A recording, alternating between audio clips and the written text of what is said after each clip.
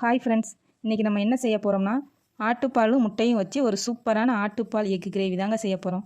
வாங்க எப்படி செய்யலாம்னு பார்த்துருவோம். ஃபஸ்ட்டு ஒரு பவுலில் எண்ணெய் தடவி பாலும் முட்டையும் ஊற்றி அதோட மிளகு பொடி, சீரகப்பொடி, பட்டை சேம்பு பொடி, தேவையான அளவு உப்பு சேர்த்துக்கோங்க. உங்களுக்கு காரம் தேவைன்னா வத்தப்பொடி 1 ஸ்பூன் சேர்த்துக்கோங்க. இப்போ அந்த பவுலை கடாயில் அல்லது இட்லி கொப்பையில் வச்சு வேக வச்சுக்கோங்க. அது வேகட்டும். இப்போ இந்த பக்கம் கிரேவிக்கு தேவையான மசாலா ரெடி பண்ணிக்கலாம்.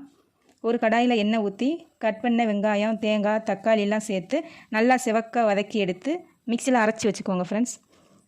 இங்கே பாருங்கள், முட்டைக்கறி நல்லா வெந்துருச்சு. இப்போ இதை கட் பண்ணிக்கலாம். இப்போ அடுப்பில் கடாயை வச்சு எண்ணெய் ஊற்றிக்கலாம்.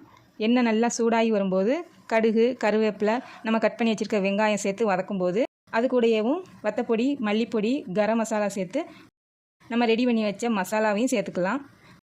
பொன்னிறமாக வதங்கும்போது 1 டம்ளர் தண்ணி சேர்த்து 2 நிமிஷம் கொதிக்க விட்டுக்கலாம். கொதி வந்ததும் நம்ம கட் பண்ணி வச்சுருக்க முட்டைக்கறியை சேர்த்து இறக்கிடலாம். அவ்வளோதான் ஃப்ரெண்ட்ஸ், நமக்கு தேவையான ஆட்டுப்பால் எக்கு கிரேவி ரெடி. நீங்களும் இதே மாதிரி ட்ரை பண்ணி பாருங்கள் ஃப்ரெண்ட்ஸ். Okay, thank you. வீடியோ பிடிச்சிருந்தால் லைக் பண்ணுங்கள், ஷேர் பண்ணுங்கள், மறக்காமல் சப்ஸ்கிரைப் பண்ணி வச்சுக்கோங்க.